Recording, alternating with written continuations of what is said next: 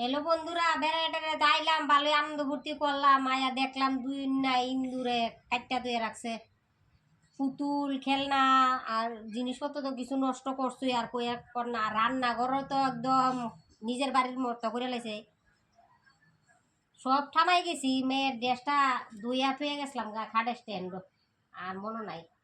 আর আয়া দেখি দেহ বন্ধুরা কিটা করছে মেয়ের স্কুল ড্রেসটা।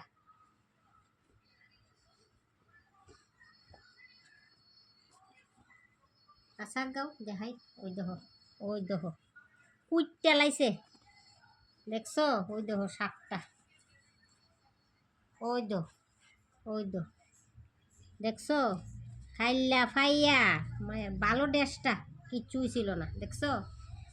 তো ইডি তো আর মায়া পড়তো না, তখন কালকে স্কুল তো লাগবো, তো ওখানে বাপে গিয়ে আরেক জোড়া ড্রেস আনছে। ওদের এই নতুন ড্রেস আরেকবার এক জোড়া আনছে, এটা এনে লাগাইছি। তারপরে ওই দো শার্টটা, দেখছো? ভালো হয়েছে না? এটা পুরানো হয়েছিল না, বললাম নতুন ওই মোটামুটি, দেখছো? নতুন হয়েছিল একটু টুক খেলাইছে, এটা তোর ফটটা তো না ওখানে। এই ড্রেসটা আজকে আবার আনছে, কালকে স্কুলও যাইব, আপনার লোকে শেয়ার করুন। প্রথম দিন আবার স্কুলও যাইব।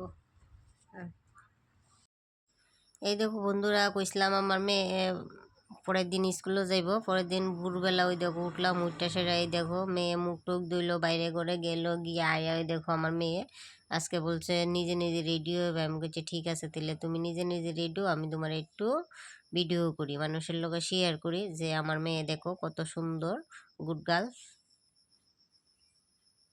দেখো তোমরা কত সুন্দর করে রেডিও হইতেছে। ঠিক 5:30টার সময় আমরা ঘুমতে উঠছি, 6:30টার ভিতরে স্কুলও উপস্থিত থাকতে হইব। 7টার থেকে ক্লাস শুরু, যেহেতু স্কুলটা একটু দূরে তার জন্য।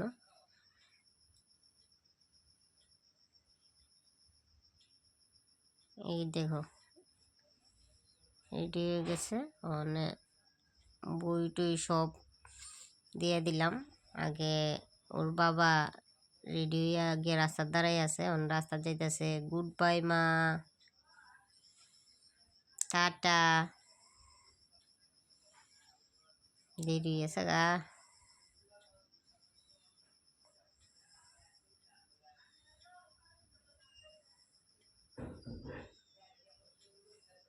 টাটা মা, টাটা।